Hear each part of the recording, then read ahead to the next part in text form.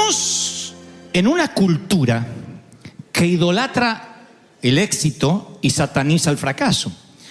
Entonces, éxito para nosotros, como hacíamos la broma recién, es ganar la copa. Si no, fracasamos, aunque hayamos llegado a la final. Éxito es colgar el diploma en la pared, no solo estudiar y abandonar unos meses antes. Está bien. El éxito, entendido humanamente, es tener logros, y el fracaso es no llegar a cumplir esos logros. Pero en el reino de Dios, el resultado no suele ser la cuestión. Si nos va bien o nos va mal en términos humanos, a veces a la vista de Dios es indistinto. El éxito en el reino divino, insisto, no es ganar o perder, es obedecer. Un detalle casi infantil. Pero cuando se nos escapa este detalle infantil, es cuando nos frustramos porque decimos: Dios me envió a hacer tal cosa, yo pensé que iba a estar 10 años haciéndolo y estuve 3 meses y Dios me sacó de ahí. ¿Qué hice mal? Nada, obedeciste. Uno va a las Escrituras y entiende que cuando uno tiene que obedecer a Dios, hay cosas que aparentemente pueden salir bien o aparentemente pueden salir mal. Sin embargo, uno está obedeciendo y eso se llama mayordomía. Se trata de sacar el máximo provecho al tiempo y al talento y al tesoro que Dios te ha dado, exactamente donde Él te colocó, donde te encuentres. Y aquí lo que yo creo es la definición de éxito en la Biblia, que es cuando estás donde Dios te puso, eres fiel y te mantienes allí aunque no veas resultados.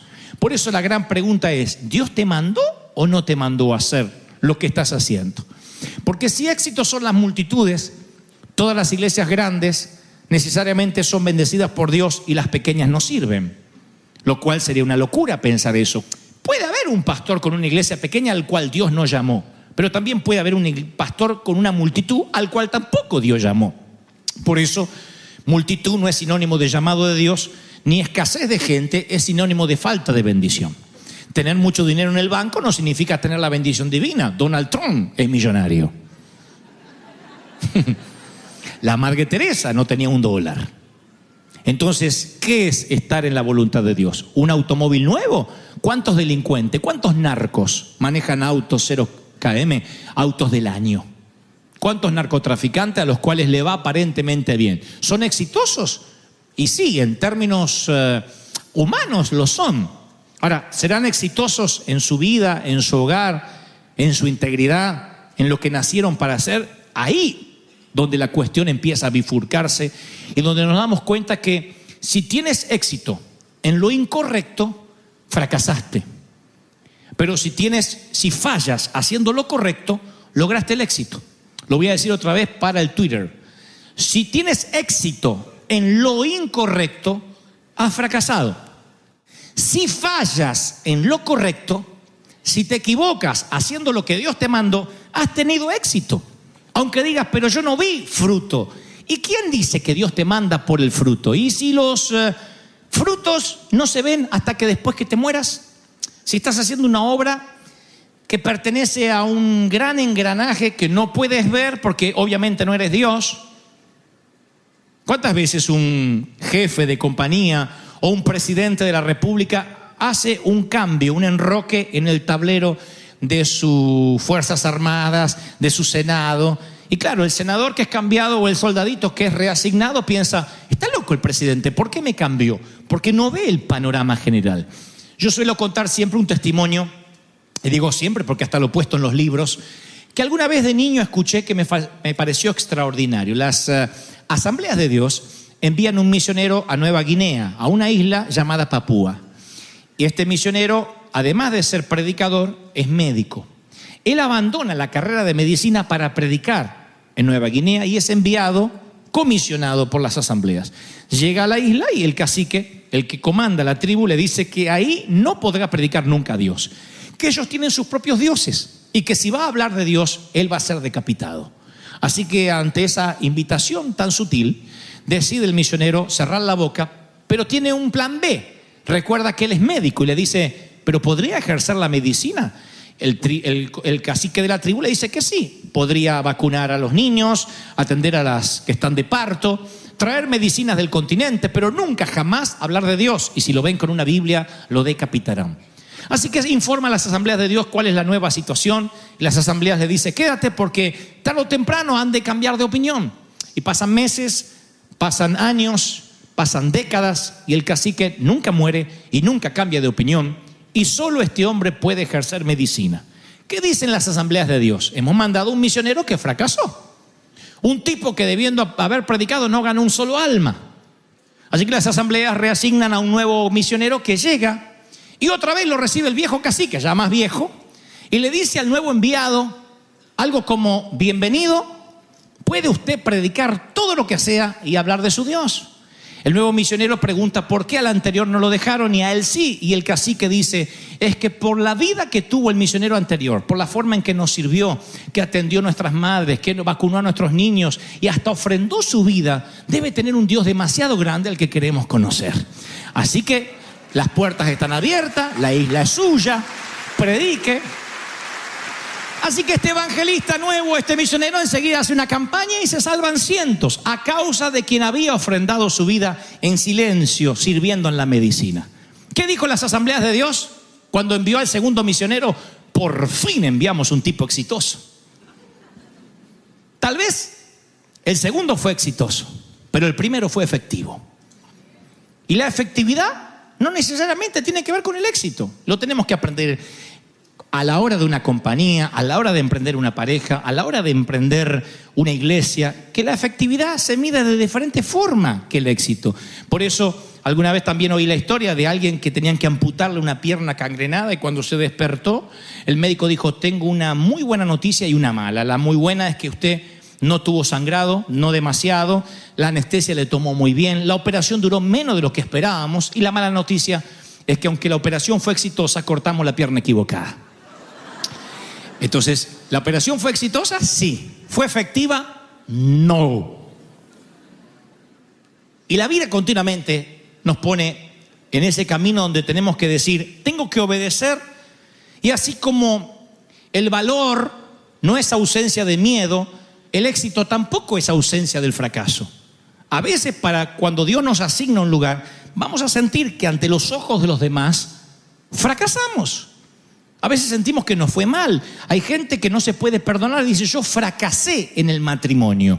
Y ese fracaso lo lleva a cuesta por años. Pero a lo mejor es algo que tenía que ocurrir en tu vida. A lo mejor es algo que determina un cambio. A lo mejor esa empresa cuando quebró es que Dios tenía un plan superior. Entonces hay cosas que nos pasan en la vida que hoy no entendemos por qué nos pasan. Decimos, ¿y por qué me toca pasar eso? ¿Y por qué ese entrenamiento? ¿Qué sé yo? David nunca se imaginó cuando niño, que cuando practicaba lecciones de música, que ese don de la música, ese talento, lo iba a posicionar como miembro de la corte del rey Saúl. Y tal vez cuando el padre le decía, ve a practicar música, decía, ay, me toca tocar piano. Eso fue la puerta de acceso a que pudiera estar en la corte del rey Saúl, si no él nunca hubiese escuchado ni se hubiese enterado de lo que pasaba ahí en la corte. Mientras que practicaba arrojando piedras con la honda cuando cuidaba ovejas, nunca se le pasó que esas habilidades lo iban a catapultar a la fama nacional. Y capaz que alguna vez maldecía, ¿y por qué a mí me toca cuidar ovejas? ¿Y por qué mis hermanos están todos allá y a mí me toca la peor parte, ser el renacuajo de la familia? Porque Dios lo estaba entrenando. Incluso cuando David ya era adulto y andaba escondiéndose en cuevas como fugitivo, Dios estaba trabajando en su capacidad emocional para escribir salmos que iban a tocar las fibras de miles de personas años más tarde. Por eso digo siempre, el hecho que algo no sea parte del plan de tu vida no significa que no sea parte del plan de Dios. Porque uno planifica la vida, yo quiero estudiar de esto, dedicarme a esto y casarme con este o con esta. Y Dios dice, sí, ese es tu plan. Por eso dice alguien, si quieres que Dios se ría, cuéntales tus planes a Dios. Porque Dios tiene otro plan. Dios está trabajando en un plan, dice, agradable, perfecto. Y todo lo que nos pasa es una preparación para algo en el futuro. Dios no desperdicia nada. Él dice, yo voy a aprovechar cada experiencia, cada habilidad, cada error que hayas cometido, lo vamos a aprovechar. Cada error, cada metida de pata, Dios la va a capitalizar, porque te aseguro que la pata no la vuelves a meter de la misma manera. ¿O no? Te confías una vez, la segunda vez dices, no me vuelve a pasar. Ahora, este es el punto, miren.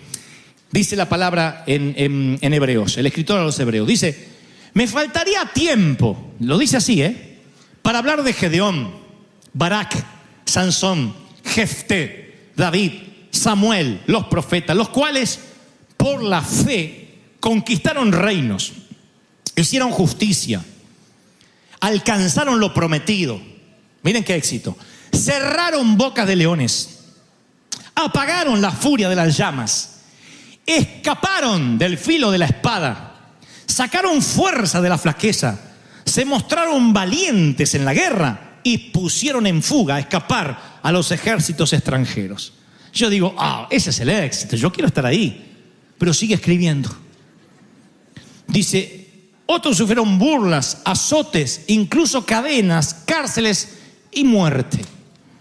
Está todo en el mismo episodio de los héroes de la fe. Mi pregunta es, ¿solo la primera mitad tenían éxito? ¿Quiénes tenían éxito? Los que apagaron llamas, los que conquistaron reinos, cerraron bocas de leones. ¿Y la otra mitad? Los que murieron en cárcel, los que los mataron a golpe, los que fueron serruchados en dos. ¿Tuvieron éxito o no tuvieron éxito? Están en el mismo capítulo los héroes de la fe. No entender este principio te puede causar frustración.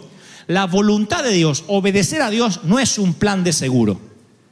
No es una aseguranza como la que le sacamos al automóvil. Choqué, pero gracias a Dios estaba asegurado. Fracasé, pero gracias a Dios estaba asegurado. Acá no hay seguro en esta tierra. La voluntad de Dios puede que sea un plan peligroso. Podría ser que te maten, dice la palabra. ¿Y eso de qué serviría? Bueno, si Dios recibe la gloria, misión cumplida.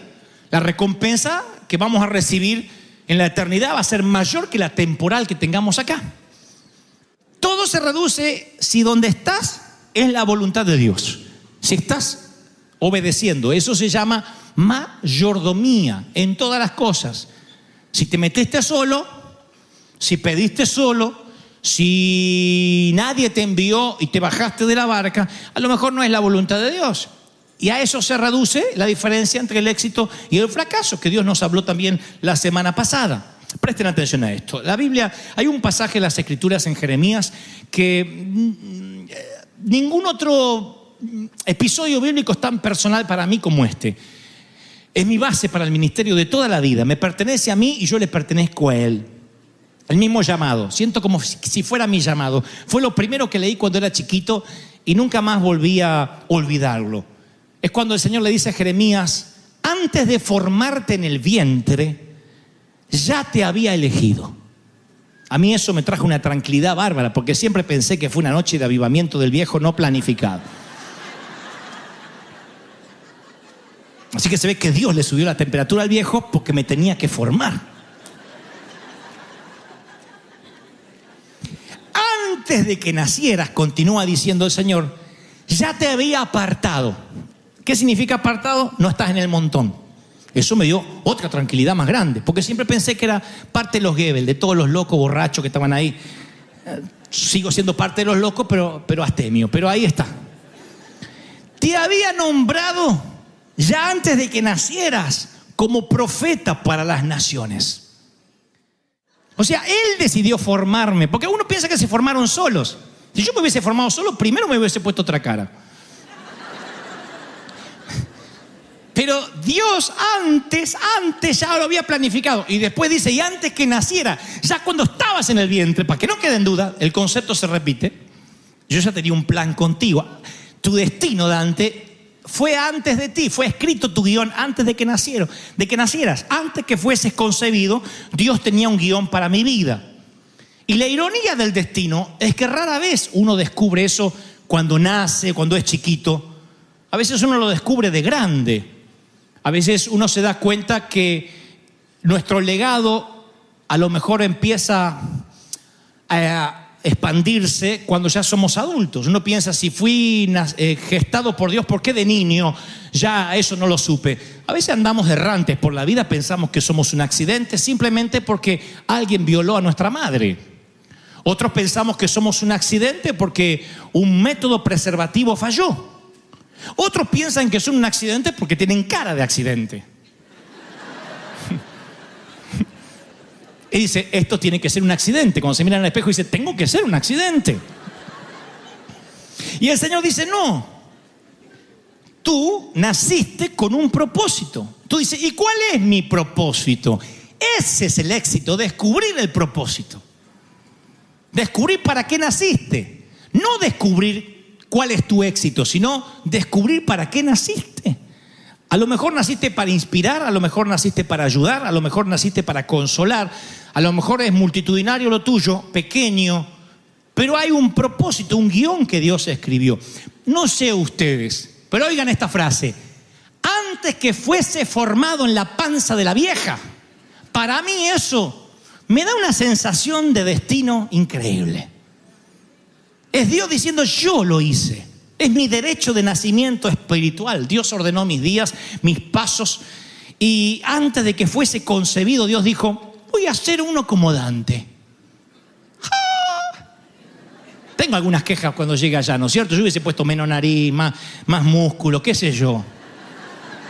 Tantos que le sobran libras, me hubiese tirado unas para mí, algunas me hubiese tirado. Porque yo sufrí mucho por ser peso lástima. Te dicen, no, el que es flaco no sufre. Tu abuela, yo sufrí un montón. Yo siempre fui peso lástima. Ahora más o menos ya me importa 3 cuernos ser peso lástima. Pero cuando vas al high school, a la secundaria, mi peor hora era educación física. Porque decían natación y todo bien. Y yo salía con un shortcito así grandote, así, que se me inflaba así como una boya marina cuando estaba en el mar. Era una porquería. Una vez el profesor me dijo, salga del agua, Goebbels, salga. Y yo salía así. Por eso predico con tanta autoridad moral. Porque yo sé lo que uno vive, salvando la distancia, el que es gordito, el que no tiene su estima relacionada con el físico, sino con lo que le pasó en la vida, con la pobreza, con las cosas que te faltaron, con la forma en que te trataron, con la manera en que te criaron, con lo que tuviste que ver. Eso afecta la vida adulta. Y uno dice, ¿y cuál es mi propósito? Si no, no habría suicidios. El suicidio no es otra cosa que una muerte que trata de buscar una explicación a una vida sin sentido. Lo que más le encuentran sentido es a una muerte antes que a la propia vida. No encuentran el destino. Y la iglesia le ha enseñado a las ovejas, o sea, a nosotros, nos ha enseñado por años que tenemos un destino en común, lo cual comparto. El destino universal, que es, así como compartimos una gracia común, una misma sangre que nos perdonó a todos, un destino común es pensar, actuar, amar y ser como Jesús. Ese es el destino que todos perseguimos. Si perseguimos ese destino común, vamos a dar lugar a una vida poco común. Vamos a hacer cosas milagrosas. El Señor nos va a contactar con gente que no pensábamos contactar. Vamos a experimentar milagros. Pero el objetivo de la vida no es solo que vayas, hagas o conozcas. El objetivo es llegar a ser como Cristo. Ese es el objetivo que todos coincidimos. Ese es el destino universal de los que somos salvos por la sangre de Cristo. Después hay otro destino, es para qué Dios te eligió desde el vientre de la madre. Cuando descubres para qué Dios te eligió, para qué Él permite que fuiste concebido, ahí es cuando entiendes el éxito bien entendido en los planes divinos. Dios me concibió para que yo sea el misionero que practique medicina en Nueva Guinea, y aunque nadie se convierta, para esto yo nací. Por eso Dios me mandó a estudiar medicina y yo me empecinaba en estudiar el Pentateuco. Yo quería ser predicador y yo entiendo que no fracasé, sino que estoy abriendo brecha para el misionero que va a venir después. Para esto fui concebido, para ser un buen médico en Nueva Guinea, que cuando siembre mi vida, el nuevo predicador coseche mi vida multiplicada en almas. Claro, entender eso no es fácil. Cuando te toca el momento de pasar angustias, tristeza, pobrezas, dices, ¿y esto en qué me suma? ¿Y ese fracaso en qué me sumó? A ver, ¿en qué me sumó? ¿Qué aprendí? ¿En qué me sirvió eso? En lo que te sirvió es que el Señor quiere que crezcas a su imagen y semejanza, pero el destino, así como la felicidad, no es algo que descubres buscándolo. No lo encuentras buscándolo. El destino lo encuentras buscando a Dios. Entonces, cuando tu destino te encuentra, buscas a Dios y tu destino te encuentra. Buscas al Señor y Dios dice, bueno, ahora vas a obedecer, vas a hacer lo que yo te digo y ¡pum! Tu destino te encuentra. Eso es lo fascinante de la vida. Entonces vuelvo al renacuajo que les contaba en la piscina o en la alberca de natación de la secundaria. Cuando tu estima está tan dañada, cuando te dicen que fuiste un susto, un retraso femenino y no un hijo esperado, eso trata de definirte a cómo te vas a parar en la vida. Entonces, cuando todo el mundo dice, ¿ves? No estás teniendo éxito, tú empiezas a creer y defines tu vida conforme el éxito humano. Por eso uno tiene que buscar a Dios y decir, Señor, ¿quién soy en ti? Apagar todos los sensores a oír las voces humanas y oír la voz de Dios. Esa es la pregunta que le vamos a hacer al Señor. ¿Quién eres en Él? ¿Por qué naciste? ¿Por qué estás en esta tierra? Tu destino no lo determina tu cónyuge. Ay, yo me hice a mi esposa, me hice a mi marido. No, no te hiciste. Cediste, amaste o no, pero tú no estás, tu destino no está ligado a tu cónyuge siquiera. Tu destino no está ligado a tus padres. Tu destino no está ligado a tus hijos. El destino es único. Tu destino está en la compañía que diriges, en la empresa para la cual trabajas, bajo el empleador con el cual estás, o no está tu destino ahí. Destino en el sentido que me pregunto si estás obedeciendo a Dios por estar ahí. Y cuando Dios te dice que te muevas de un país a otro y no sabes qué va a pasar en un año, ¿no les ha pasado eso, inmigrantes, a muchos de ustedes? ¿Y por qué viniste acá? No sé, sentí que tenía que venir. ¿Y qué te deparaba el destino? No sé, yo solamente obedecí a Dios. Sal de tu tierra y de tu parentela. Y me gustó lo de la parentela, dicen algunos, por eso me vine. Y pasan los años y pasan los meses y tu estatus legal no se arregla y tu compañía no despega y no logras comprar casa y dices, Señor, pasan los años y sigues soltero o soltera.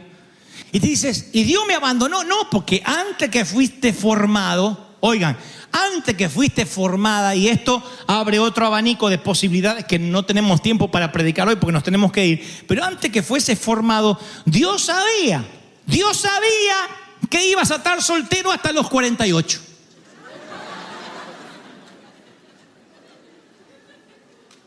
Eso se llama la soberanía de Dios. Dios sabía.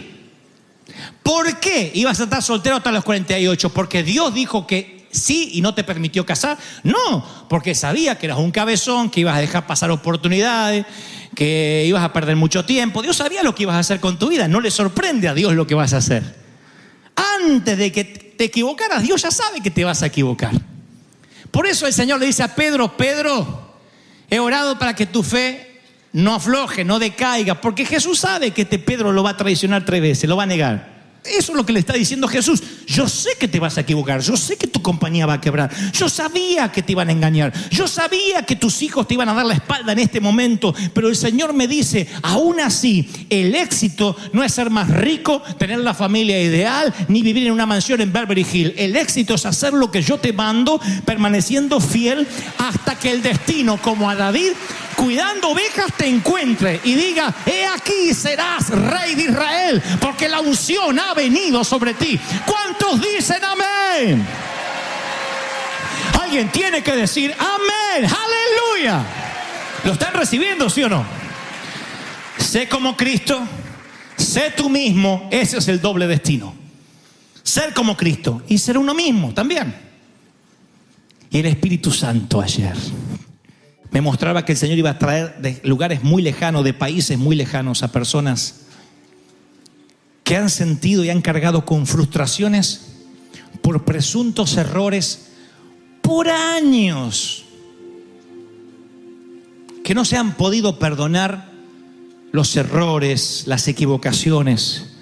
¿Por qué, Señor? Si pudiera volver atrás, arreglaría eso, cambiaría aquello. Y el Señor me dice, no. ¿Qué entiendes por éxito? Todo lo que te tuvo que pasar, te tenía que pasar. No lo reconoces o quizás no lo logras ver, pero eres una mujer distinta luego del divorcio. Estás fuerte. Lógico que a los 15 no soñabas con estar divorciada a esta edad. Ni a los 18 te propusiste contraer cáncer a los 40. Ni que te extirparan los senos a tu edad o que perdieras un hijo. No era la planificación, hablamos de eso. Es un plan B del Señor. Es un plan que no estaba en tu cronograma de vida, ¿no? pero pasa. Y cuando pasa tú decides, o te lloras, te pones a llorar al lado del fracaso, o te reinventas y dices, Señor, esto me va a fortalecer más. Voy a capitalizar la piedra para que no vuelva a tropezar. Voy a ayudar a otros porque nadie como yo los va a entender tantos como yo. Lo que trato de decir que antes de escribir este sermón, el Señor me dijo, diles que arrojen las frustraciones y no se las lleven de regreso a casa. Y hoy esas frustraciones se llaman errores, equivocaciones. Yo tuve que reconciliarme con el flaquito del short gigantesco. Me reconcilié conmigo. Hoy me quiero. Hoy me caigo simpático. No voy a salir en short acá por cuestiones de buen gusto. Pero hoy me reconcilié conmigo. Han pasado muchos años y digo, ¡wow! Gracias a que era un renacuajo, hoy los que comparten mi edad en la escuela secundaria son unos viejos pelones y gordos. Y yo a mí de lejos se me ve joven. Tiene su problema. Azotó la ciudad, se cobró la ciudad de Bahía Blanca, que es una ciudad justamente en la provincia de Buenos Aires. Se cobró 13 vidas, 13 víctimas, cortó el suministro eléctrico de toda la ciudad. Entonces hay un club muy famoso de fútbol ahí, un club Olimpo, que nos conectamos con ellos a ver cómo podíamos ayudar. Y este es lo que nosotros llamamos el plan emergencia. Lo hicimos en Acapulco, para los que nos siguen. Lo hicimos con la tragedia de Acapulco también, con este desastre natural. Lo hicimos en su momento en El Salvador, cuando hubo unas inundaciones atroces. Lo hicimos en Venezuela, en varias partes de México. Plan emergencia cuando no está en la agenda, no está en el catálogo, pero nos enteramos de algo y entonces inmediatamente, si podemos, ayudamos. Llegan muchos pedidos de ayuda. Ahora hay incendios, me decían, en gran parte de Chile. Me decían, van a hacer algo, porque somos como el 911. Nos llaman para decir, van a hacer algo. Siempre que están nuestras posibilidades y encontramos la persona o la fundación con quienes conectarnos, enviamos nuestra ayuda. Y esto es el plan de emergencia en Bahía Blanca. Pasó el tiempo, porque cuesta a veces enviar el dinero. Las remesas financieras no son fáciles de entrar en nuestros países. Hay que fundamentarlo, hay que demostrar para qué es, por un tema que entiendo, los gobiernos tienen siempre temor de que haya un tema de lavado de dinero o algo por el estilo. Una vez que esta barrera se pasa y podemos enviar el dinero, podemos ayudar. No cambiamos en una ciudad entera, pero caramba que ayudamos a paliar el hambre, a pasar el momento. Y lo que es fundamental, la gente que está pasando crisis dice, alguien se acordó de nosotros. Alguien, hispanos que viven allá, en la Unión Americana, en los Estados Unidos de América, se acordaron de nosotros. Eso es lo que sintieron los habitantes de Acapulco en su momento, los de El Salvador, los de Colombia cuando fuimos a ayudar. Plan emergencia Bahía Blanca, cortito, dura un poquito más de 2 minutos, para que veas que River también estuvo ahí. Mirá.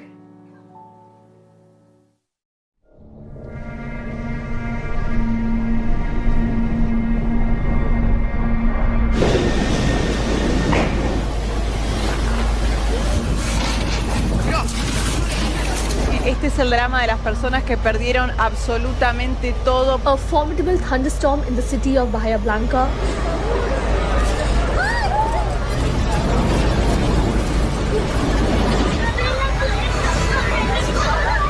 At this concert, the stage collapsed. The winds were so powerful, passenger planes were blown across the tarmac.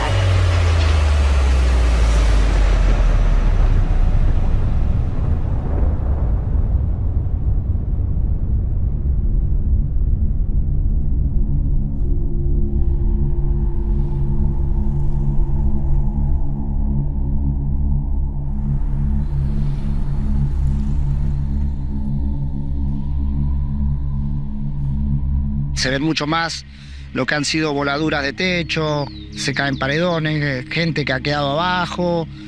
Y bueno, de esto, de la única manera que se sale es ayudándonos el uno al otro, ¿no? La mayoría de toda la gente que está acá no tiene nada, no tiene ni siquiera casa porque se destruyó. Mi casa es de chapa, en eso se vuela los vidrios de la ventana, me lo explota el viento y el techo cae encima mío. Quedé aplastado con el techo y gracias a Dios pude salir. Todos quedamos en la nada, o sea, fue feo, fue triste. Parte del lugar donde vivía yo, de mi barrio, está todo destruido. Tengo a mi padre que es grande y se cayó un árbol.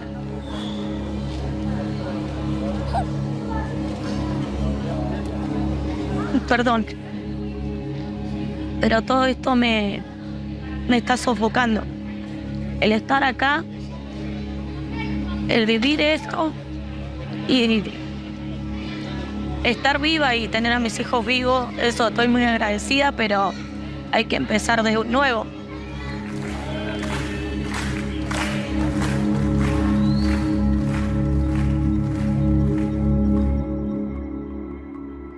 Buen día, yo soy Alfredo Daña, el presidente del Club Olimpo.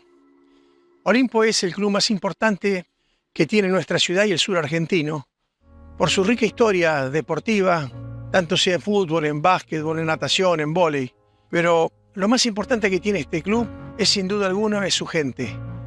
Es la gente que conforma esta institución y que le da una vida en forma permanente.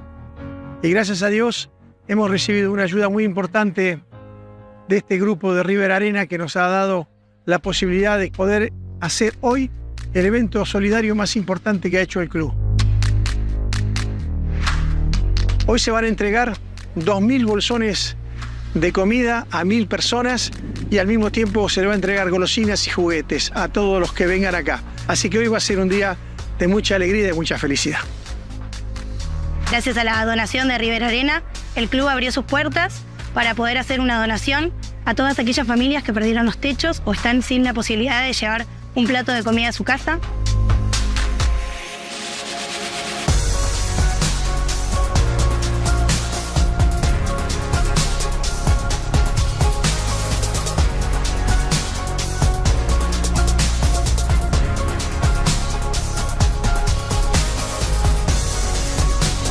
Quería darle las gracias a River Arena. Un saludo a toda la gente de Bahía y a toda la gente de Argentina, que esto es iglesia. La verdad que me gusta ver cómo nos están dando una mano enorme, a los chicos principalmente. Queremos agradecer a la Fundación River Arena por las donaciones que hicieron para Bahía Blanca. Y la gente ya pueden ver la felicidad que tiene tan solo de venir a la cancha de Olimpo. Y bueno, agradecerle de haberse acordado de Bahía y de acordarse de Olimpo. Muchas gracias.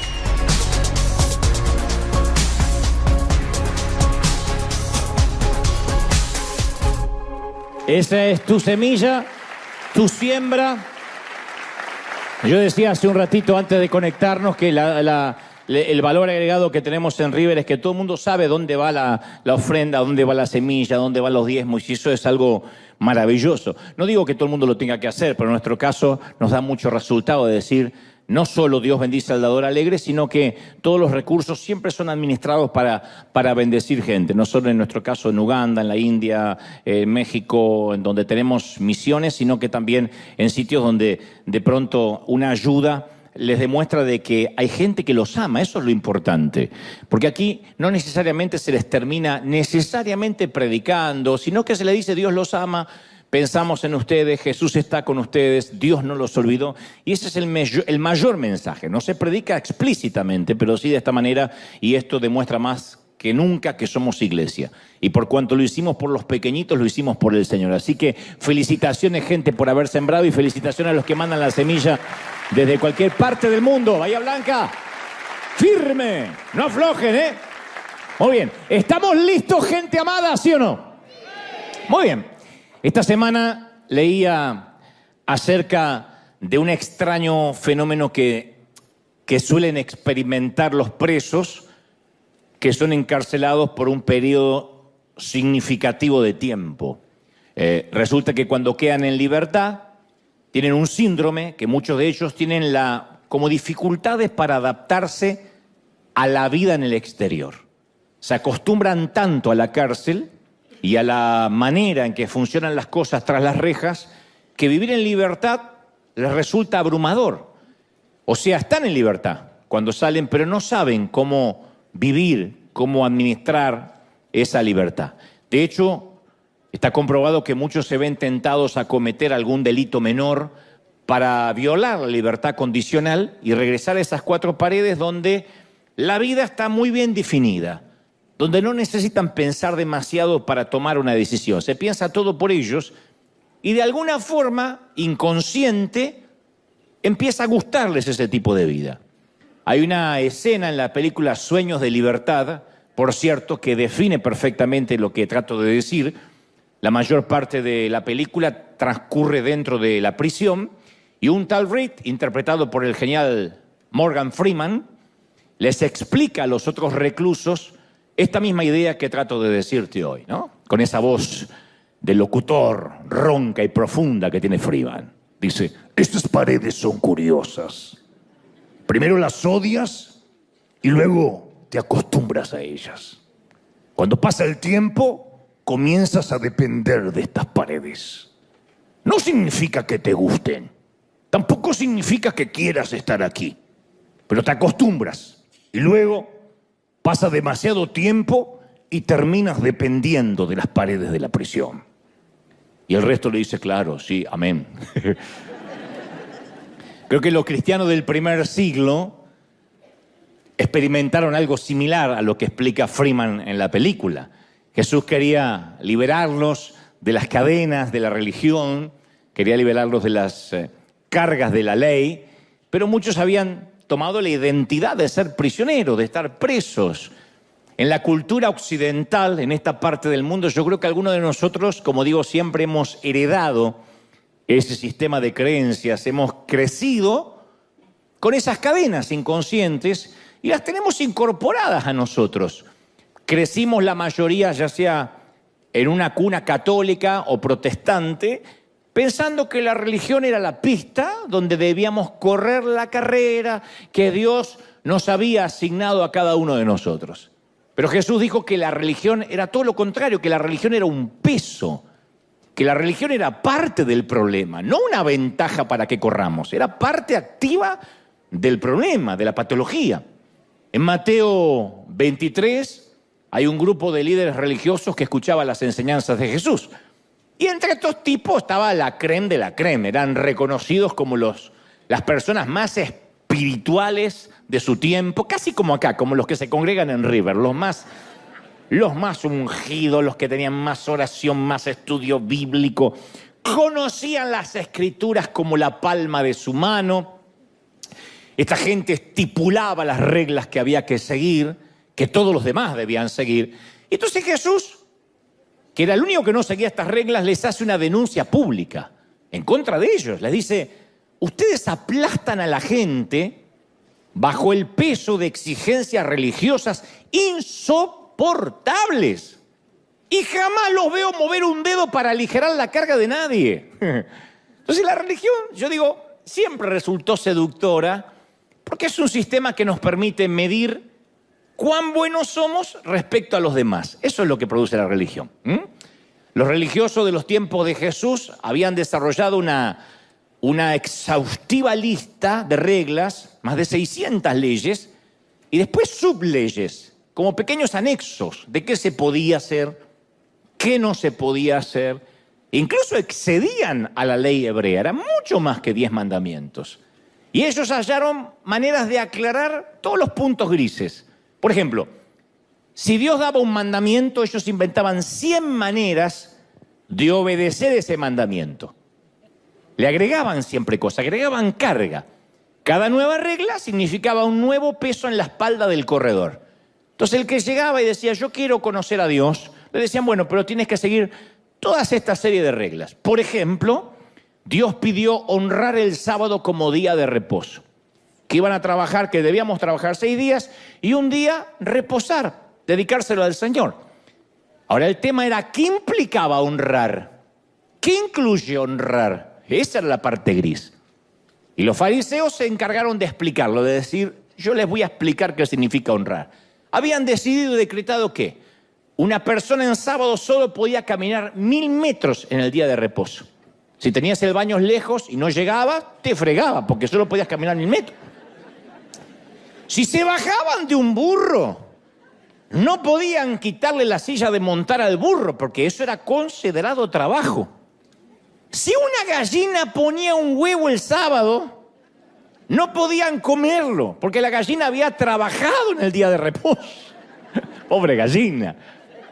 No se podía amasar, no se podía hornear, no se pueden unir dos hilos, separar dos hilos, coser, escribir, tocar un instrumento, encender y apagar fuego. Actualmente los judíos ortodoxos no pueden cortar papel higiénico el día sábado.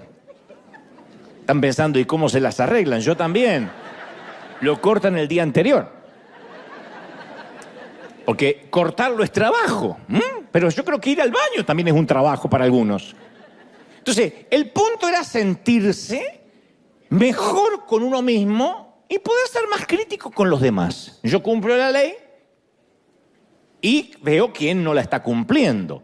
Eso sucedía en el pasado y sucede en la actualidad. Las personas llegan a la iglesia y a veces los líderes repartimos un montón de pesas para que corran la carrera. Le hacemos la carga más pesada. En vez de hacérsela más liviana, la persona dice, yo acepté al Señor, tengo una nueva vida, ¿qué tengo que hacer? Y le ponemos un montón de reglas que ahora tiene que cumplir porque ahora es cristiano. Hay cosas que no puede hacer, hay cosas que tiene que empezar a hacer, hay cosas que tiene que cumplir. Y tiene que venir a un seminario para bautizarse y otro seminario para aprender la Biblia y no faltar a la reunión de varones o a la reunión de mujeres, según. No puede faltar al ayuno, a la oración, tiene que empezar a buscar al Señor. Entonces, le damos un montón de... Además de lo personal, ¿no? De qué puede, qué no puede hacer, cortar con los viejos amigos, cortar con la fiesta, con la parranda, con el tequila, un montón de cosas. Con el picoso, si el caso es que es mexicano. Y, por ejemplo, la Biblia nos enseña que debemos vestirnos modestamente. Porque ustedes dirán, bueno, pero ya no hacemos eso que si la gallina pone un huevo no lo podemos comer. No, porque nosotros no guardamos el sábado, pero este es un ejemplo. La Biblia dice que debemos vestir modestamente. Y nosotros también interpretamos las zonas grises. Porque la pregunta es, y bueno, ¿y qué incluye modestamente? Bueno, según en cada cultura. Porque si le preguntamos a las personas de Medio Oriente y África del Norte, ¿qué es ser modesto o modesta? Ellos dirían que cualquiera de nuestras mujeres occidentales de sana doctrina, que usan falda larga y muestran su cabello, serían comparadas a una prostituta. Porque en Irak, Libia, Arabia Saudí, Sudán, las mujeres tienen que vestir en público una túnica larga, generalmente negra, hasta los tobillos, un velo para cubrir la cabeza, el cabello, y se les ven únicamente los ojos. La mayoría no sabe con quién se está casando. No sabe si es la chica o el suegro que está disfrazado. Ahora, sin embargo, en Occidente, al igual que los judíos en la época de Jesús, nosotros tenemos que definir qué es vestir modestamente. Es decir, bueno, hay sitios que dicen que las mujeres, por ejemplo, no usen pantalones, que los vestidos no sean muy ajustados, que las faldas nunca estén por encima de la rodilla. Nosotros tenemos que definir las zonas grises, como hacían los judíos. Otro ejemplo, la Biblia nos enseña que no debemos permitir que ninguna palabra corrompida salga de nuestra boca. ¿Cuáles son exactamente esas palabras corrompidas? Porque hay muchas palabras mexicanas, muchas son tan creativos. Muchas palabras españolas. No saben cómo yo sufro cuando me toca ir al viejo continente, España. Que para mí son insultos groseros. Son insultos. Y otras palabras argentinas que para mí no significan nada malo. Pero que yo las he probado de decir y avergüenzan y sonrojan al extranjero. Y dice, no digas esa grosería. Y para el argentino no es una grosería. Y lo mismo pasa para el salvadoreño, para el colombiano, para el costarricense. ¿Qué son las palabras corrompidas? Tampoco podemos tomar el nombre del Señor en vano, pero sí podemos decir, ay, my gosh, my goodness. Es decir, podemos cambiar un poquito la pronunciación para poder usar el nombre de Dios en vano sin tener que nombrar a Dios necesariamente. La Biblia dice que guardemos nuestro corazón y ante la duda de todo lo que eso podría implicar, le agregamos cláusulas, le agregamos subcláusulas. Añadimos cosas como no mirarás películas con mucha sangre, no escucharás música secular, porque eso es cuidar el corazón. Cuando aparezca una escena erótica o de sexo, adelantarás esa parte de la película rapidito. Puedes escuchar a Taylor Swift y algo de Luis Miguel, pero nunca algo del estilo de Maluma o Bad Bunny, jamás. Que además si lo escuchas es de mal gusto, ¿no? Entonces vamos agregando nuevas cargas a la lista. A ver, no estoy haciendo un juicio de valores de lo que está bien o lo que está mal. Lo que trato es dar ejemplos de cómo cuando la Biblia nos dice algo tratamos de buscar qué quiso decir y definir las zonas gris. Bueno, ¿qué es vestir modestamente? Hay iglesias donde no dejarían entrar a la mayoría de las mujeres que están aquí. Porque dirían, no, con pantalones no, con ese tipo de falda no. Porque ellos definen qué quiso decir el Señor con modestamente. Y insisto, si vas a Medio Oriente, todas, ninguna entraría y ninguno de los varones tampoco. Entonces, lo que tratamos a veces de hacer es agregar cositas que nos parecen a nosotros y después las predicamos como si fueran dichas o escritas por el dedo de Dios. Porque para un religioso no hay nada más divertido que revisar las reglas, enmendarlas, agregarles cosas y luego exigírselas a los demás. Entonces la religión nos da esa sensación de superioridad. Como esos tipos musculosos que van al gimnasio con la camiseta ajustada. Porque hay tipos que van al gimnasio para tener músculo y para estar en forma y tener salud. Y otros que van para que los vean. Es una cuestión de hedonismo, de esteticismo. Esos tipos que van así y todo el tiempo y se aceitan todo el tiempo y están así y pasan al lado y se miran. Están enamorados de ellos, se aman. Y le agregan más peso a la barra. Y cuando la levantan emiten un gruñido fuerte para que se escuche en todo el gimnasio. Que es el mismo ruido que hacemos nosotros cuando estamos estreñidos de vientre, pero ellos lo hacen para levantar la barra. Eso es la religión. En Lucas 11 encontramos la historia de un religioso que estaba haciendo eso, levantando la barra y haciéndose ver. Y Jesús está comiendo en la casa de un fariseo y no se había lavado las manos. No se lavó las manos antes de comer. Y esa era una de las tantas leyes religiosas que no era solamente de buen gusto, un tema de asepsia, como podemos tener en casa, que le decimos a los chicos, lávense la mano antes de comer, pero no lo hacemos por religión, lo hacemos por una cuestión de salud. Bueno, acá era un tema religioso. Habían inventado y se lo habían impuesto al pueblo, que no se podía comer con manos inmundas y que Jesús no se lavara las manos antes de comer no era un descuido accidental, ni que se olvidó. Conociendo a nuestro Señor, estaba provocando al tipo de la musculosa. Lo estaba provocando. Y Lucas 11:37 dice que el fariseo se sorprendió mucho al ver que Jesús no se había lavado las manos antes de comer. Entonces Jesús le dijo, ustedes los fariseos me hacen reír, se lavan por fuera, pero por dentro son mala gente. No ayudan a nadie, les roban a las personas, necios. ¿No se dan cuenta que el que hizo lo de afuera también hizo lo de adentro? Ahí es cuando da el ejemplo de los vasos sucios. Le dice, ¿de qué sirve tener un vaso limpio por fuera y por dentro tener lleno de putrefacción? Nosotros somos similares a los fariseos. Capaz que no mostramos la insignia de habernos lavado las manos, pero decimos, esta es mi insignia de nunca haberme emborrachado. Oh, esta es mi insignia de que yo nunca probé el cigarrillo. Esta es mi insignia que yo nunca tuve sexo antes del matrimonio. Esta es mi insignia que yo paso tiempo a solas con el Señor. Esta es mi insignia de que soy una persona de ayuno.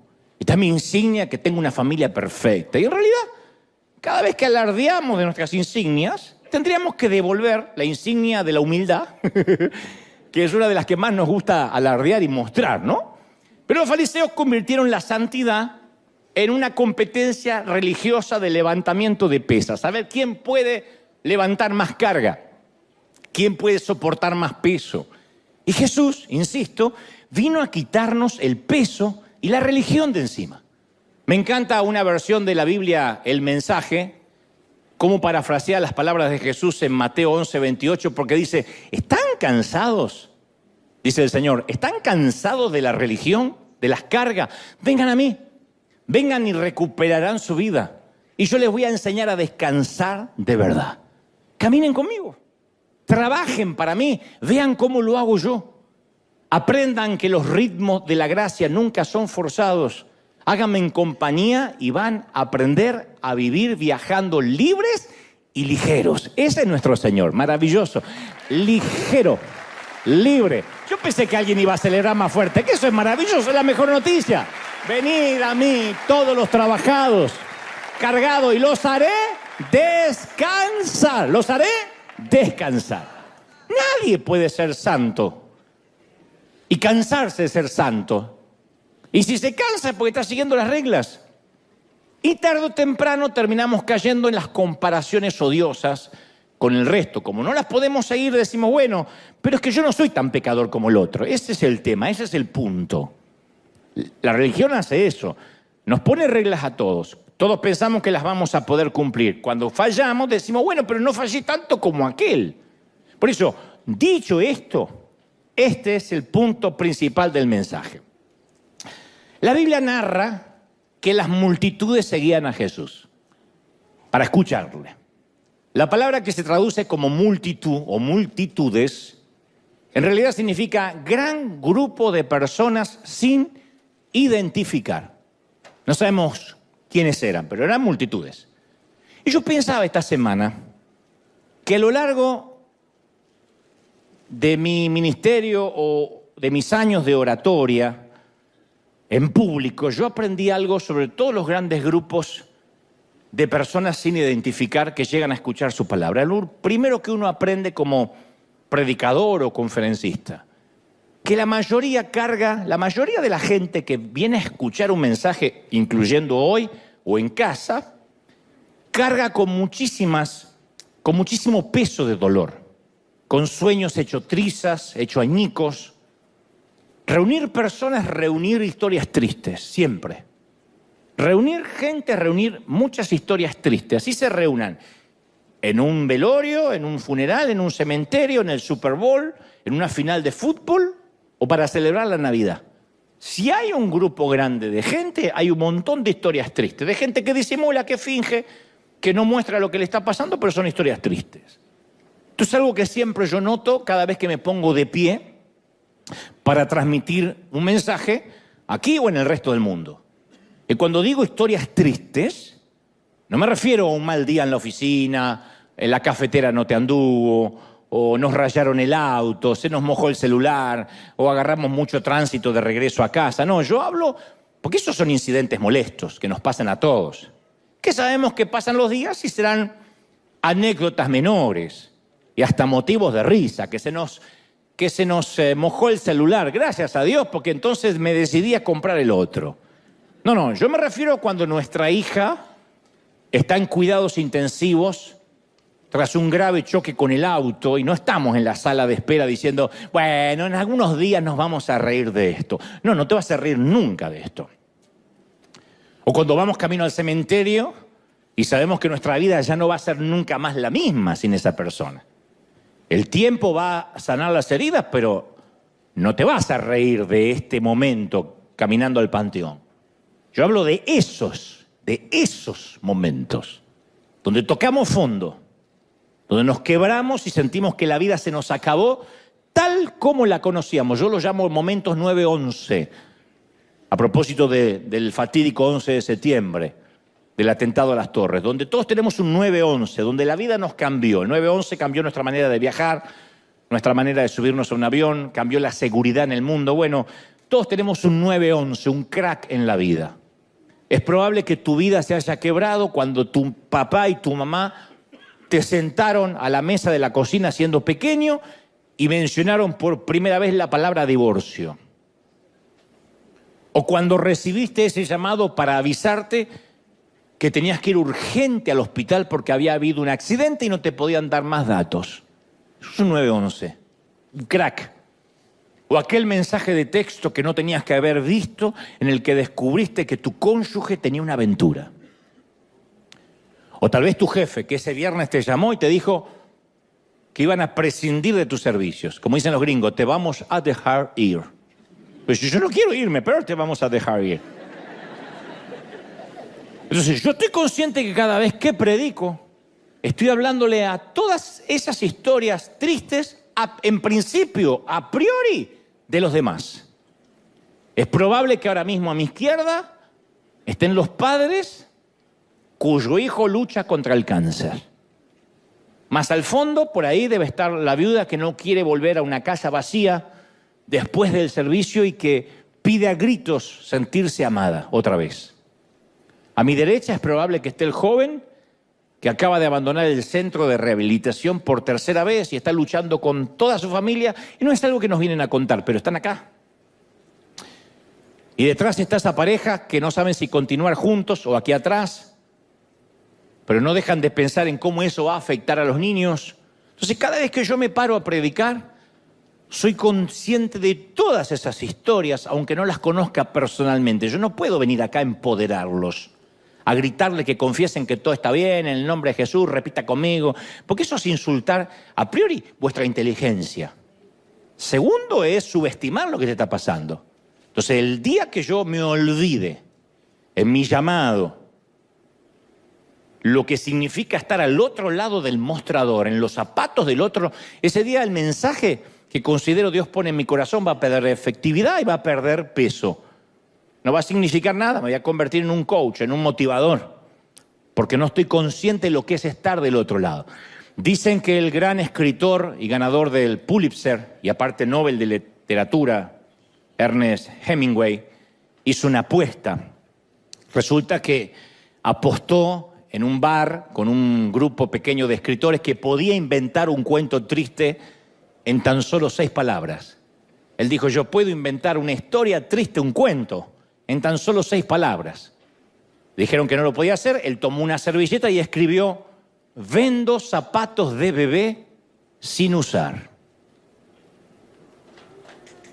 Hemingway entendía el poder de las palabras y con tan solo 6 podía escribir algo conmovedor. Vendo zapatos de bebé sin usar. Con tan solo eso uno se imagina el resto de la historia. Pero yo meditaba que en realidad todos podríamos escribir algo similar con 6 palabras o menos.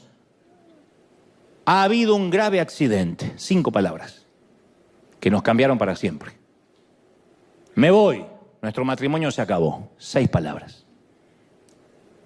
Vamos a prescindir de sus servicios, 6 palabras. Quiero que seamos solo amigos, 5. Ni siquiera se molestó en meter una más. El cáncer no responde del tratamiento, 6 palabras. Tenemos que pensar en el funeral, 6. No podremos tener hijos, 4.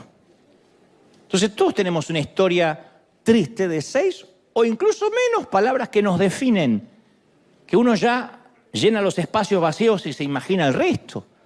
El tema es que siempre pensamos que esas cosas les pasan a los demás, a otras familias. Nunca le va a pasar a la nuestra.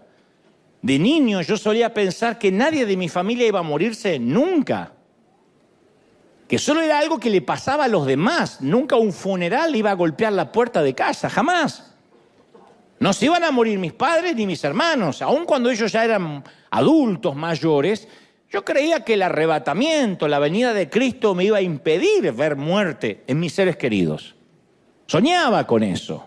Decía, yo no voy a soportar ver a mis padres en un ataúd. Y estoy hablando de algo natural, porque la muerte es natural, que nuestros padres se vayan antes que nosotros. Ni me imagino lo que es, y sé que hay gente acá que ha experimentado ese dolor, tener que sepultar a un hijo, que es antinatural. Los hijos debieran despedir a los padres y nunca al revés. Las enfermedades graves cuando yo era chico o era adolescente, era algo que le pasaba a los que no tenían a Dios. O porque en su defecto algo malo habían hecho. Entonces cuando nos enteramos de una tragedia del vecino de la esquina que volviendo de la costa marplatense o veniendo de las vacaciones había tenido un accidente, habían muerto sus hijos al instante, decíamos, bueno, eso le pasa porque salieron a la calle sin oración. Eso le pasa a los mundanos. Y de pronto nos enteramos que le empieza a pasar a gente piadosa. Un día nos enteramos que misioneros, que no son, se supone, son gente piadosa y buena, sino que están cumpliendo un mandato divino, de pronto sus hijos tienen un accidente o una enfermedad o contraen una peste. Ahí es cuando nos parece que nada hace sentido porque creíamos que podíamos dividirnos nosotros, los creyentes, y los demás.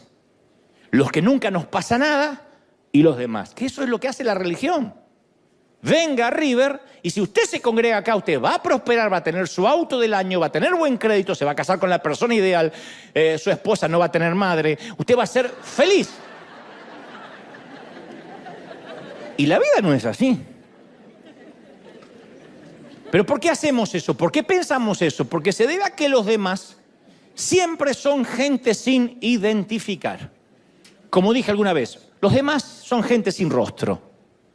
Yo te cuento algo que quizás ignorabas o ignorábamos. Cada año mueren de hambre 15 millones de niños en el mundo, en el globo. Son 40.000 niños por día. Un estadio repleto de niños se muere por día. Son 30 niños que mueren cada minuto. 30 niños por minuto. ¿Cuántos minutos llevamos acá? Imagínate los niños que ya se han muerto. Y este no es el problema. El problema es que no sabemos cómo se llaman ni quiénes son. Lo único que conocemos son las cifras. Y como dijo alguien, las cifras insensibilizan. Las cifras son solo estadísticas. Cada 21 segundos muere un niño por haber tomado agua contaminada o en su defecto por desnutrición. ¿Alguno de nosotros no pudo dormir anoche pensando en eso? ¿Alguno se fue preocupado y dijo, yo no puedo estar mirando Netflix o, no sé, comiéndome una pizza o yéndome a la cama, cuando en este momento cada 21 segundos muere un niño por tomar agua contaminada? ¿Alguno de nosotros nos quitó el sueño? No. Para ser honesto, no. Debería, sí, pero no nos quita el sueño. ¿Por qué? Porque ninguno de ellos es nuestro niño. Pasa allá lejos. Había un periodista argentino llamado García que decía que fue el que fundó un importante multimedio en Argentina, Crónica, para los que son de allí, que él decía, en el periodismo existe solo la teoría de la proximidad. La teoría de la proximidad es que entre dar una noticia de una bomba en Medio Oriente que dejó un montón de víctimas o que hay ratas bajo tu tapete, la gente va a preferir saber primero esto último. Porque es tu tapete y son tus ratas. Lo demás es una bomba que sí, pobre gente, pero está allá lejos. Aparte es un problema de los demás. A lo que a nosotros nos quita el sueño es que escuchamos que había ratas caminando en las paredes. Eso nos quita el sueño, ¿no? Que hay una bomba en Medio Oriente. Eso pasa lejos. Porque nunca sostuvimos en nuestros brazos a un nene que está agonizando de hambre, por lo general. Nadie en nuestra familia, creo, murió a causa de beber aguas contaminadas. La mayoría no conoce a nadie cercano que haya sido secuestrado, un niño o una niña secuestrada y vendida como esclava o esclavo sexual. Sabemos que eso pasa, pero por lo general no nos ocurre a nosotros. Entonces es muy fácil ignorar el sufrimiento cuando no se tiene un nombre, cuando no se tiene un rostro, cuando le pasa a la otra gente, que seguramente no deben tener a Dios en el corazón. Es como cuando nos alertaban allá en el 2018, fines del 18, que estaban un montón de chinos muriendo a causa de una enfermedad rara llamada COVID. ¿Qué pensamos todos? Bueno, son chinos. Siempre tienen alguna enfermedad nueva. Aparte pasa en China. ¿Qué va a llegar hasta acá? Los chinos son muchos, viven lejos, son todos parecidos. Ahora, Dios conoce cada una de esas caras. Dios conoce cada una de esas historias. Esos chinos, como cuando dicen, y nos duele, esos mexicanos, esos argentinos, esos hispanos. Bueno, acá también vivimos eso. ¿Cuántas veces dicen, bueno, pero son los hispanos? No, pero parece que hay una enfermedad, pero es una enfermedad hispana. Como diciendo, no es de la humanidad. Están los humanos y están los hispanos. ¿No duele? ¿Y si nos duele? Porque decimos, no, yo no soy alguien, yo tengo un rostro, algo, mejor dicho, yo no soy algo, yo soy alguien, tengo un rostro, tengo una identidad. Y para Dios no somos un número, nadie es una estadística. Cada una son personas, son hijos con un nombre, con un rostro. Por eso digo siempre, cómo te ama el Señor y conmueve hasta lo profundo del corazón, porque uno se siente que Dios nos conoce, sabe quiénes somos. A ver si recordamos, uno de los peores flagelos psicológicos que nos dejó la pandemia fue el no poder vernos la cara durante 2 años. Esto no es un tema menor. Parece que las mascarillas fue casi el efecto colateral, casi inocuo de la pandemia. Pero no, 2 años, casi 2 años tratando de sonreír con los ojos, hablando más alto de lo que deberíamos, respirando menos aire puro. Haga memoria de lo que era subir un avión a un bus, a entrar a un mercado, nos fuimos olvidando los gestos cotidianos. Fue un espanto. Fue un espanto el tener que hablar con un mesero, con un empleado del banco, una cajera y no saber qué transmitía su rostro. Porque la mayor pérdida que nos impuso la mascarilla fue la de la sonrisa, porque la sonrisa es el elemento que acerca a las personas, que da confianza, que da credibilidad. Caramba, que lo saben los políticos. Siempre se sacan fotos sonriendo, aunque sean el diablo encarnado. Por eso es una ironía y una locura haber visto a pastores predicar con tapabocas. O a adoradores y músicos con la cara tapada. Entonces, luego de que pasa la pandemia, nos quedó una sociedad mucho más triste, mucho más desconfiada, una sociedad mucho menos empática. Aquel que crea que la pandemia solo fue eso, una pandemia, no entendió que el mundo cambió tal como lo conocíamos. Quedó una sociedad mucho más iracunda y menos empática. De hecho, había un síndrome que muchos no quieren ni querían sacarse la máscara, porque ya no tenían que sonreír, porque ya no tenían que mostrar su cara, no tenían que maquillarse, no tenían que disimular, y decía, yo me la voy a seguir poniendo de por vida. Hubo gente que necesitó un tratamiento psicológico, terapia para sacarse la máscara. Porque ya no hay que simular, ya no hay que poner una expresión facial para agradar al otro, ni siquiera lavarte los dientes si no quieres. Por eso hay tanta gente que luego de la pandemia no quiso regresar a las iglesias. Claro, porque algunos le tomaban la temperatura antes de entrar, las higienizaban con alcohol o los mandaban de vuelta si estornudaban. Entonces se genera, no. Entiendo la asepsia, entiendo la pandemia y el contagio viral, pero yo me sentí discriminado. Y a partir de ahí uno cierra el corazón. Se da cuenta que puede vivir sin la iglesia, sin congregarse, sin un pastor. Muchos se preguntan, ¿por qué luego de la pandemia muchas congregaciones nunca más volvieron a llenar sus asientos? Hay gente que desapareció. Y yo las entiendo, voy a ser un poco el abogado del diablo en esto, pero las comprendo. Gran parte de ellos se sintieron sin empatía, que les negaron la sonrisa. Yo sé que no tuvimos opción, pero eso es lo que la gente siente y uno no puede cambiar lo que siente. Entonces, cuando uno no puede ver el rostro de alguien, es simplemente o un enemigo o alguien que se murió, que quién sabe quién es, o seguramente estaría haciendo las cosas mal. Como sabrán, y es de conocimiento público, a mí me escriben mucho en las redes sociales y me dicen cosas muy feroces, muy hostiles, muy perniciosas. También me escriben lindos halagos, lo has cumplido, me dicen que soy un eterno joven, que es lo que más me gusta, y lo agradezco. Pero hay gente que escriben con tantas cargas de veneno que a mí me da mucha curiosidad en saber quién es. Porque no es gente inconversa que no tiene a Cristo, no. Gente cristiana que tiene mucho veneno. Y de tanto en tanto, cuando tengo ganas y tiempo, entro en sus perfiles porque quiero conocerlo.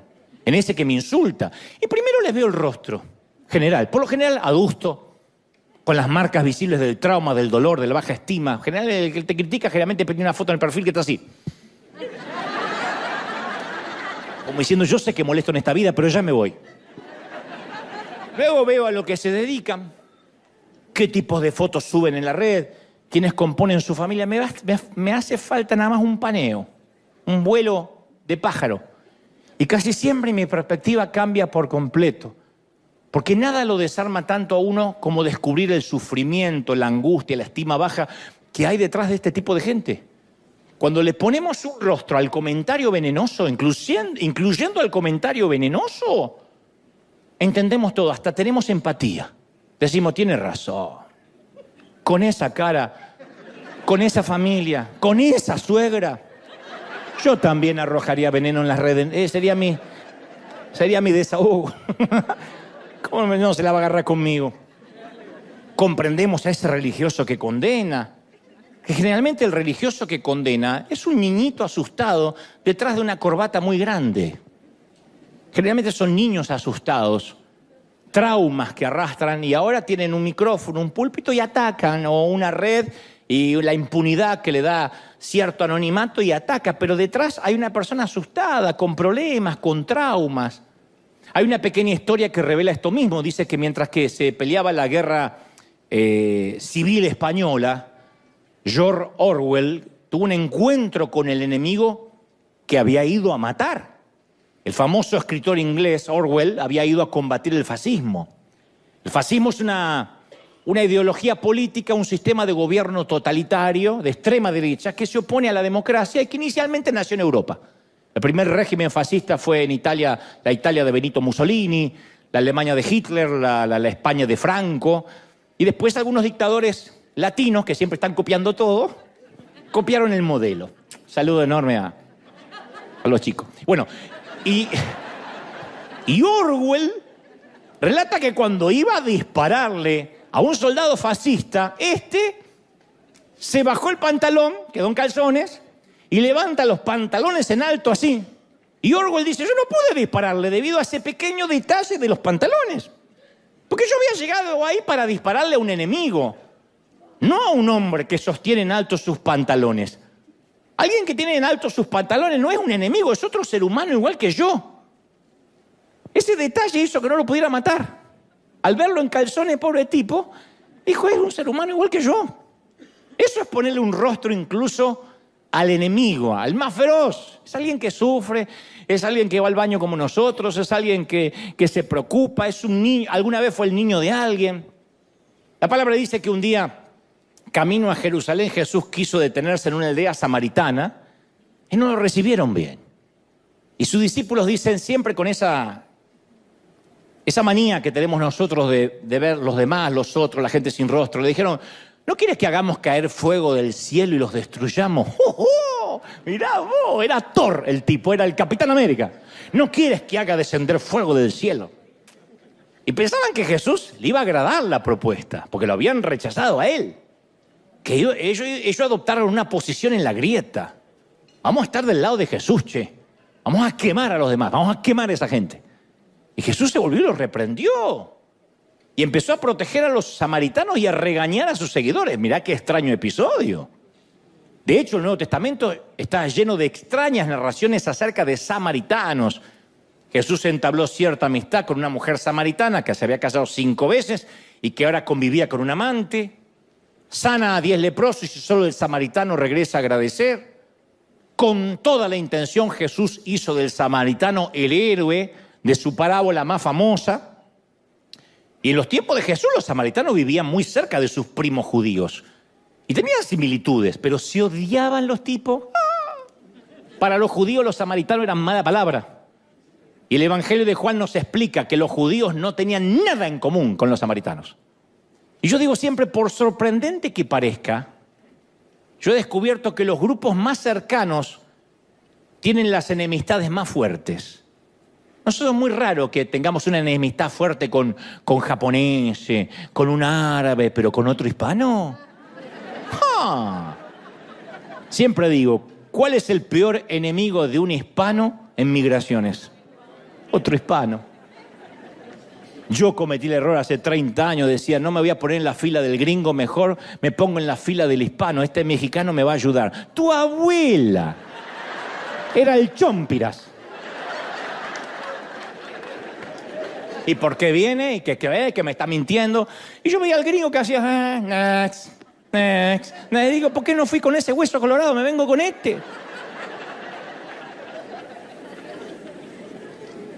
De alguna forma la gente que somos parecida, generalmente se genera más rencilla.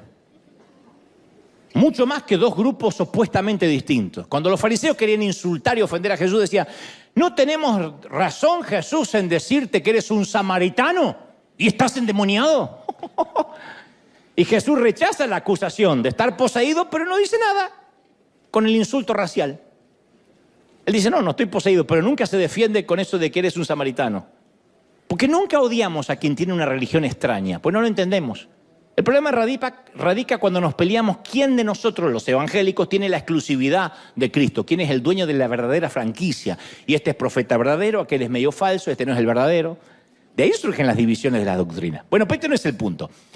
Hay una magnífica conferencia en TED de la socióloga Brené Brown, donde ella habla acerca de la vulnerabilidad, que tiene millones de reproducciones, y cada vez más. Y uno de los factores importantes de la popularidad de esta conferencia es que todos queremos esa enorme libertad de poder admitir que somos como los demás, que llegamos al límite, que estamos quebrados, que tenemos historias tristes de 5 o 6 palabras. Ella dice, todos somos esa gente. Todos en algún punto somos los demás. Nosotros somos los demás de los demás. Pensamos que somos nosotros y los demás. No, todos somos los demás de alguien. Primero hay que aclarar a quiénes llamamos nosotros los demás. Los demás son esa gente en quien no confiamos mucho, esa gente de la cual sentimos lástima, con quienes no dejamos que jueguen nuestros hijos, esa gente a la que le pasan cosas malas porque en algo raro deben andar, esos que no queremos como vecinos, que decimos, ay, no puedo creer, somos de un hispano. ¿Y qué somos? De Suiza nosotros. Esos que no tienen nuestras creencias, esos que son raros porque son raros o porque son personas de las cuales preferimos mantenernos alejados. Y la autora, Brown, dice, ¿tú quieres saber qué nos separa de esa gente? A todos, ¿qué nos separa de esa gente? ¿Qué nos diferencia de los demás? ¿Qué nos diferencia de los demás? Esa gente está solo a un paso de distancia de ser igual a nosotros o que nosotros seamos iguales a ellos. Estamos a un divorcio de distancia, a un accidente automovilístico de distancia, a un diagnóstico de cáncer de distancia para ser esa gente. Lo único que por el momento nos separa de esa gente es quizás un hijo envuelto en drogas, que el nuestro no y el de ellos sí, un diagnóstico de enfermedad mental que nunca llegó a nuestra familia hasta que llega, una violación, un hijo homosexual confeso, una borrachera, una noche de sexo sin protección, una aventura amorosa. Nosotros también somos los demás para alguien. De nosotros también hay gente que dice, no te juntes con esos. Me parece que esa gente es rara. Alguien nos ve como raros. Yo adhiero y coincido plenamente con Brené Brown porque no nos damos cuenta que nosotros también somos esa gente que a lo mejor le grita en la calle al que hace una mala maniobra y después llegamos a la iglesia y sonreímos. Somos esa gente que se endeuda tan solo para poder aparentar que podemos comprar lo que todavía no podemos pagar. Somos esa gente que desprecia a los que son diferentes y decimos, los gringos a veces son discriminativos. Y nosotros también discriminamos, consciente o inconscientemente. No queremos ya vivir en un barrio donde hay gente como nosotros. Fíjate qué manera de discriminar. Por lo menos el gringo discrimina al que es distinto. Nosotros decimos, no. Yo he escuchado a salvadoreños diciendo, no, ahí no voy. ¿Por qué? Está lleno de salvadoreños.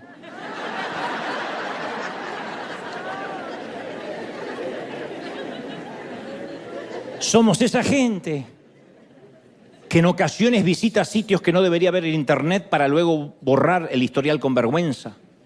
Somos esa gente que trabaja 15 horas por día para mantener un estilo de vida que nunca tenemos tiempo ni siquiera para disfrutar. Somos esa gente con puertas rotas de un puñetazo o descolgada de sus bisagras porque un día las cerramos violentamente en un ataque de ira. Somos esa gente que se pasa 3 horas en las redes sociales tratando de convencer a los demás que nuestras vidas son mejores que las de ellos. Y no nos damos cuenta que estamos tan quebrados como los demás, que la religión es la que hace que nos pongamos en la vereda de enfrente. Pero somos esa gente. No somos nosotros y los demás. Todos podemos tener el mismo accidente, el mismo hijo que nos confiesa lo mismo, descubrir una infidelidad, todos. Pero nosotros nos solemos poner en otra vereda, no solo por razones religiosas, sino también a veces por etnia, por una cuestión de cultura, de raza, para diferenciarse por lo menos del otro. Y el punto es que estamos conscientes que somos pecadores, pero siempre nos parece mejor demostrar que existen peores pecadores que nosotros. Eso nos da una sensación de, bueno, yo no puedo cumplir la ley, pero hay otros que la pueden cumplir menos. Capaz que no nos vestimos tan modestamente, pero bueno, existen mujeres que vienen a la iglesia que visten mucho peor que yo, y esa sí parece una cabaretera. No tenemos el matrimonio perfecto. Ay, pero yo conozco parejas que tienen problemas gravísimos, que él hasta le pega a ella. Nuestros hijos tienen problemas de rebeldía, pero normales, de la adolescencia. Yo conozco un matrimonio que la hija se confesó lesbiana. Pobre mamá, eso es un problema. Siempre estamos viendo que los demás están peor. O sea, estamos quebrados, pero en lugar de correr al Señor y decir, yo tengo este problema, nos pasamos la vida como el fariseo diciendo, menos mal que no soy como los demás. En vez de decir, sé propicio de mi pecador. Pero buscamos siempre gente que esté peor y en comparación no nos hagan sentir tan quebrados. Y de ese modo ya no somos esa gente. Al menos no somos como los demás. Hay una famosa canción de Alberto Cortés que justamente se llama Los Demás. Tiene una letra maravillosa, no la voy a cantar, pero le voy a parafrasear la letra, que dice, nunca estamos conformes del quehacer de los demás. Y vivimos a solas, sin pensar en los demás, como lobos hambrientos acechando a los demás, convencido que son alimento los además. Los aciertos son nuestros y jamás de los demás. Cada paso es un intento de pisar a los demás. Cada vez más violento es el portazo a los demás. Las verdades ofenden si las dicen las demás. Las mentiras se venden cuando compran los demás. Así somos. Entre paréntesis decimos, no puede ser que en mi país hayan votado a fulano de tal. Nosotros también hubiésemos votado lo mismo. Pero parece que las mentiras las compran los demás, nunca nosotros. Somos jueces mezquinos del valor de los demás, pero nunca permitimos que nos juzguen los demás. Y Alberto Cortés dice, apagamos la luz de aquel que por amor a los demás encendió en una cruz el que murió por los demás. Donde estemos nosotros nos importa que se frieguen los demás.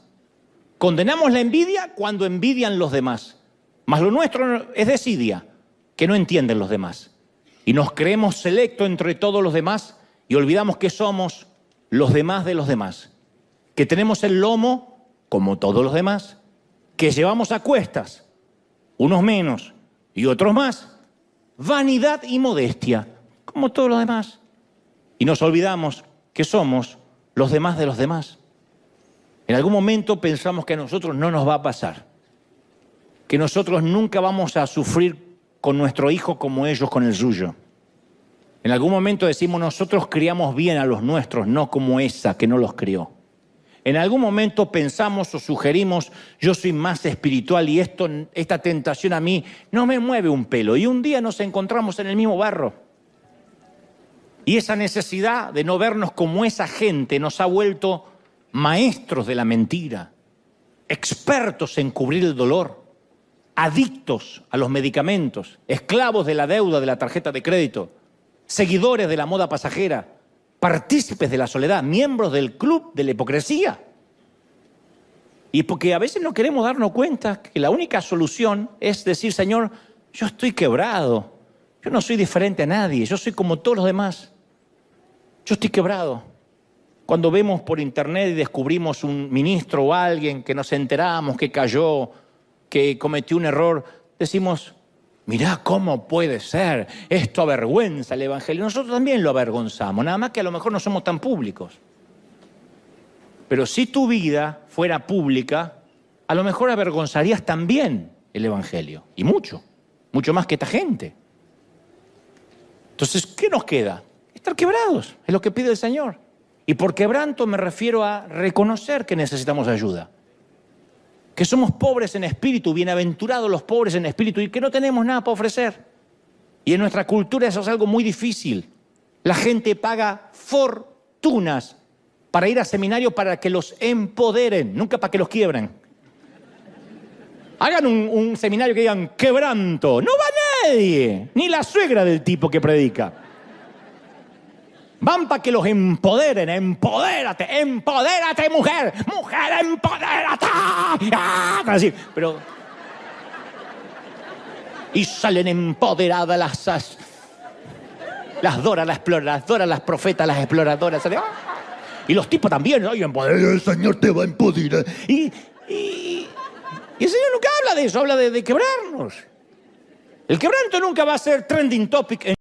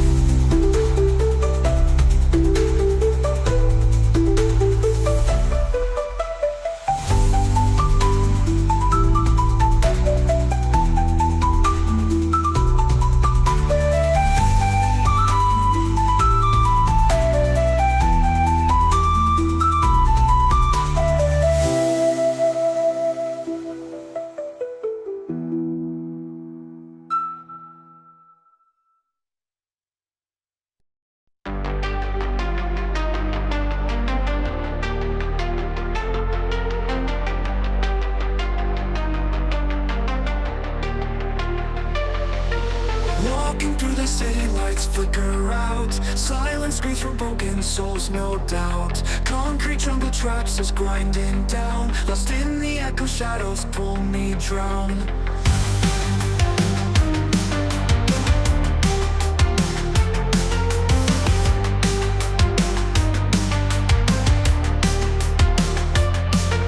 Streetlights buzzing, whispers in the dark. Neon shadows glowing, leaving marks. Pavement breathes our stories, old and cold. Past and future twisting, all unfold. We are lost in neon nightmares. Ghosts of dreams, electric flares. Running fast but going nowhere. In the maze we live in despair.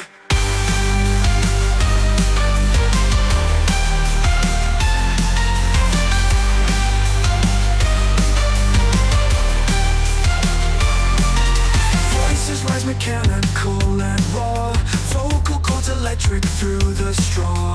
Wires tangled, clenching like a vice.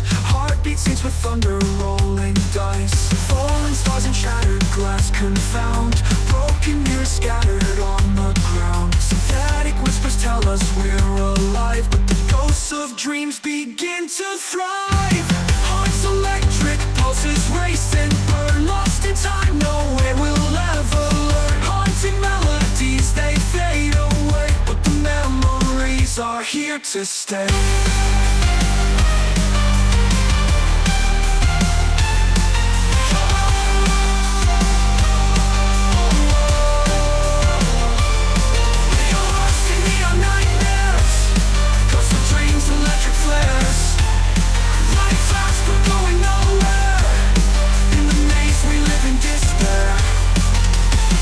In the distance, a flicker of light. A single star cuts through the endless night. A tiny spark, a whispered prayer. Maybe hope can bloom even here in the neon air.